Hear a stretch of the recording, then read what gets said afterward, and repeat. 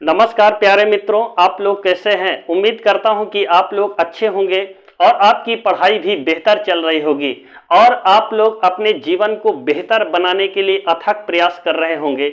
और दोस्तों, आपको जानकारी के लिए बता देना चाहता हूं, मैं आज आप लोगों के लिए रेलवे से संबंधित बड़े ही महत्वपूर्ण टॉपिक से लेकर आया हूं।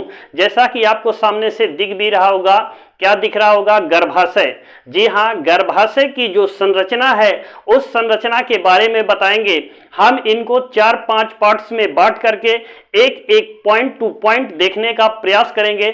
जैसे देखेंगे रिलैक्सिन हार्मोन्स का स्राव कहाँ से होता है, एस्ट्रोजन का स्राव कहाँ से होता है, प्रोजेस्टेरोन का स्राव कहाँ होता है और फैलोपियन ट्यूब में निषेचन की क्रिया कहाँ संपन्न होती है, यूट्रस क्या है, ओवरी क्या है, गर्भाशय क्या है, एक एक पॉइंट टू पॉइंट समझने का प्रयास करेंगे।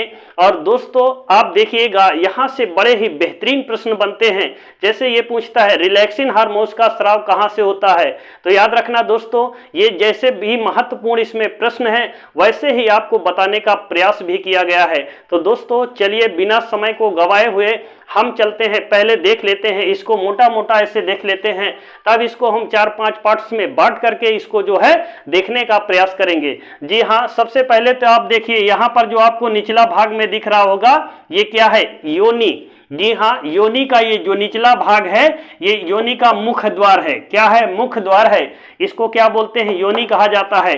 और योनि के ऊपर ही जैसे आएंगे आपको ग्रीवा। जी हाँ, ये देखिए ग्रीवा। ग्रीवा क्या करता है? बीच में बच्चेदानी के मुंह को एकदम बंद किए रहता है और जब बच्चा पैदा होता है तभी वो ग्रीवा ज्यादा फैलता है। और आगे जैसे ही देखेंगे इधर से आपको जो अंडे की तरह गोला गोला दिख रहा होगा, ये क्या है दोस्तों? ये है अंडाशय।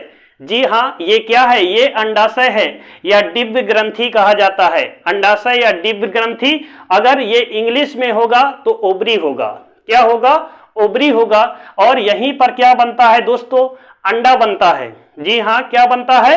अंडा बनता है। जैसा कि आप जानते हैं अंडाशय में ही अंडा बनता है। ये महिलाओं में है भाई, मादा जनन अंग की बात कर रहे हैं। जी हाँ, किसके? मादा जनन की बात कर रहे हैं, मादा जनन की बात कर रहे हैं। और दोस्तों आपको दिख रहा होगा सामने से ये पंजे की आकार में ऐसे ऐसे दिख रहा होगा, ये क्या है? इसको बोलते हैं झल्लरी। क्या बोलते हैं दोस्तों? इसको झल्लरी कहा जाता है। यहीं से ये क्या करता है? अंडाणु को पकड़ने का कार्य करता है। और कहां भेजता है? याद रखना, फैलोपियन ट्यूब में भेजने का कार्य करता है। यहीं से अंडे को पकड़ करके ये कहां भेजता है? फैलोपियन ट्यूब में भेजता है। और दोस्तों अगर आपके ऑप्शन में फैलोपियन ट्यूब नहीं होगा तो अंडवाहिनी होगा। जी हाँ, अंडवाहिनी को ही इंग्लिश में फैलोपियन ट्यूब कहा जाता है। और दोस्तों अब ये आपको बीच का जो ये भाग दिख रहा होगा ये है गर्भाशय। क्या है? ये है गर्भाशय। अगर आपके ऑप्शन में गर्भाशय नहीं है तो यूट्रस होगा। क्या होगा? यूट्रस होगा। अब देखेंगे कि आप लोग इसको पूरी तरह देख लिए हैं और ये सब दो दो की फॉर्म में है। जैसे देखेंगे, यहां से देखेंगे तो इधर अंडवाहिनी यहां तक ये ऊपर से आई है, ये अंडवाहिनी है। इधर एक हो गया और यहां से यहां तक आई है, यानी 2 अंडवाहिनी होती है। अगर जोड़ी की बात करेंगे तो 1 जोड़ी, अगर संख्या की बात करेंगे तो 2 होती है। और दोस्तों अंडाशय की यदि बात करें तो अंडाशय भी 2 होता है। एक देखेंगे साइड में यहां पर और वहीं सेम साइड पे एक यहां पर, एक अंडाशय और एक ही, 2 अंडाशय। अगर जोड़ी के फॉर्म में आएगा तो 1 जोड़ी बताइएगा, अगर संख्या में आएगा तो 2 बताइएगा। अब दोस्तों क्या करते हैं, हम चलते हैं इसको 4 भाग में डिवाइड कर देते हैं। जी हाँ, किस भाग में डिवाइड कर देते हैं? 4 भागों में डिवाइड कर देते हैं। और पहले नंबर पे क्या है? अंडाशय। जी हाँ, अंडाशय। दूसरा नंबर पे अंडवाहिनी, वाहिनी। जी हाँ, अंडवाहिनी। तीसरे नंबर पे क्या है? गर्भाशय। जी हाँ, गर्भाशय। और चौथे नंबर पर क्या है दोस्तों? ग्रीवा। ग्रीवा। और उसके नंबर नीचे पर क्या है? योनि। योनि। अब ये देखेंगे दोस्तों कि इसको हमने 5 भाग में डिवाइड कर दिया है। अब अंडाशय से क्या कार्य होता है और अंडवाहिनी से क्या कार्य होता है, गर्भाशय से क्या कार्य होता है, ग्रीवा से क्या कार्य होता है और योनि से क्या कार्य होता है। दोस्तों एक एक पॉइंट टू पॉइंट समझेंगे। अगर यहां से प्रश्न उठे तो आप उन सारे प्रश्नों को कर पाएं जो आपके अंदर डाउट चल रहा है, और इसको देखने के बाद आपके माइंड से अगर गर्भाशय से प्रश्न उठा तो आप उन सारे प्रश्नों को कर पाएंगे जो आपके माइंड के अंदर डाउट में चलता रहता है। तो दोस्तों चलिए देखते हैं अंडाशय का कार्य क्या है। जी हां, देखेंगे कि अंडाशय से कौन कौन से हार्मोन्स रिलीज होते हैं। तो दोस्तों देखेंगे अंडाशय, जी हां अंडाशय, और देखेंगे कि अंडाशय से कौन कौन से हार्मोन्स रिलीज होते हैं। तो देखेंगे पहला है क्या है, एस्ट्रोजन। जी हां, पहला क्या है, एस्ट्रोजन। स्राव कहां से, अंडाशय से। दूसरा कौन है दोस्तों, इसका प्रोजेस्टेरॉन। जी हां, दूसरा क्या है, प्रोजेस्टेरॉन। और तीसरा क्या है, रिलैक्सिन, रिलैक्सिन हार्मोन्स। इन तीनों को आप ध्यान में देख लीजिएगा और आप लोग अपनी कॉपी पेन उठा करके इन सारे प्रश्नों को पॉइंट टू पॉइंट समझने का प्रयास करिएगा और लिखते भी रहिएगा और आप लोग देखते भी रहिएगा, ताकि ये तीनों हार्मोन्स का स्राव कहां से होता है दोस्तों, ये तीनों हार्मोन्स अंडाशय से स्रावित होते हैं। अब देखेंगे कि एस्ट्रोजन का कार्य क्या है, प्रोजेस्टेरॉन का कार्य क्या है और रिलैक्सिन का कार्य क्या है। एक एक पॉइंट समझने का प्रयास करिए। जी हां, इसको देखिएगा। अब देखिएगा प्रोजेस्टेरॉन और अंडाशय, ये सब में से क्या क्या कार्य होता है। प्रोजेस्टेरॉन, प्रोजेस्टेरॉन और एस्ट्रोजन, प्रोजेस्टेरॉन और एस्ट्रोजन का कार्य क्या है।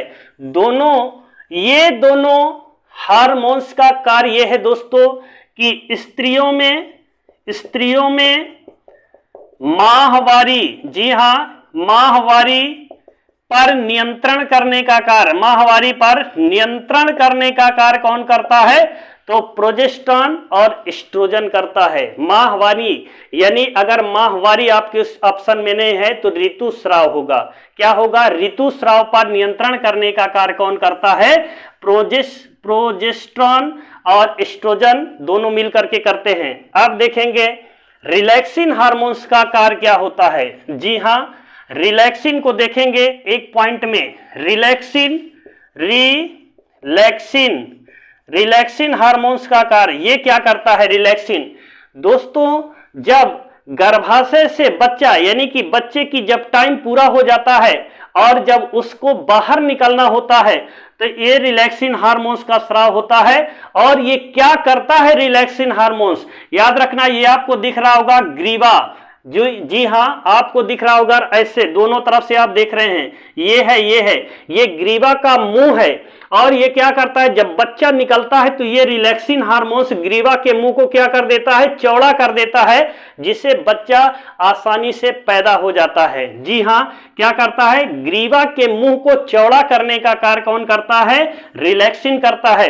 और दोस्तों इसको सेशन को शेयर करते रहिएगा। बीच में अगर आप इसको देख रहे हैं और तो इसको क्या करिएगा, 2-4 लोग पर शेयर जरूर करिए रहिएगा, ताकि ये आपको अच्छी से पूरा और लोगों तक पहुंच जाए। और दोस्तों अब क्या करेंगे, आप लोगों ने देखा अंडाशय देख लिया, अब अंडवाहिनी। जी हां, अब क्या देखेंगे, अंडवाहिनी। अंडवाहिनी का कार्य क्या है दोस्तों, इस पर पॉइंट टू पॉइंट समझने का प्रयास करिएगा। तो दोस्तों अंडवाहिनी का कार्य क्या है, यह एक नली के माध्यम से गर्भाशय से जुड़ा होता है। पहले देख लीजिए, यह एक नली के माध्यम से किससे जुड़ा होता है, गर्भाशय से जुड़ा होता है। और इनकी संख्या जैसे मैंने बता दिया कितनी होती है, 2 होती है। और इसका काम क्या होता है दोस्तों, इसी अंडवाहिनी में एक स्थान पाया जाता है और उस स्थान का नाम क्या है, एम्पुला या तुम्बिका बोलते हैं, जैसा कि आपको सामने से दिख रहा होगा। और ये किसमें, फैलोपियन ट्यूब में एक स्थान है, इसको बोलते हैं एम्पुला या तुम्बिका।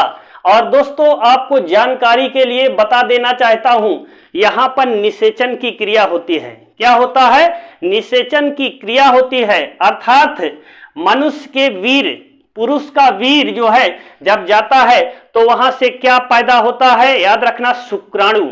जी हां, जब वीर से क्या निकलता है, शुक्राणु निकलता है।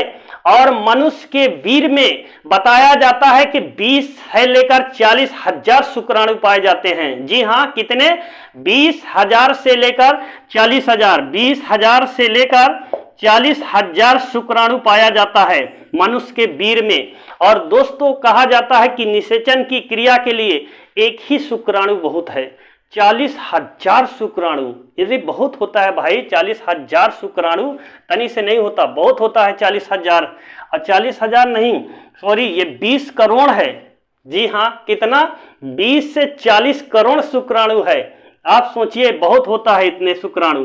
और ये इसका निषेचन कहां पर होता है दोस्तों, एम्पुला में होता है और जगह का नाम तुम्बिका है। और ये कहां पाया जाता है, अंडवाहिनी यानी फैलोपियन ट्यूब में एक जगह पाई जाती है, वहीं पर निषेचन की क्रिया होती है।